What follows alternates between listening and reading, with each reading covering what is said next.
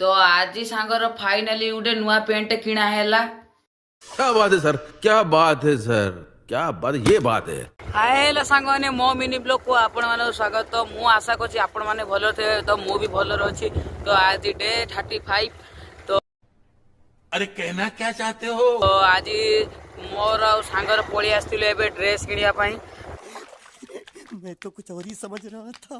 तो जेहेतु ड्रेस तार कॉलेज ड्रेस थी माने चिरीला, तो ताने गोटे कॉलेज ड्रेस आम आनते जाइछनु। तो सेते सांग गले माने तो मु जानथो जिमिन टोटल कॉलेज। बड़ा हरामी हो बेटा। तो एबे सांगर मोर होउची तो पेंट किन सारी एबे आमे पळी आइछु, एबे घर को जाउछु। तो देखियो तो सांगर मोडा कोन हेई जे सुकी साकी की पूरा शीत दिनिया। तो मोर भी सुकी सुकी खाली मु ब्लोर नगुछु बोली आपण मन एरन देखा जाउची।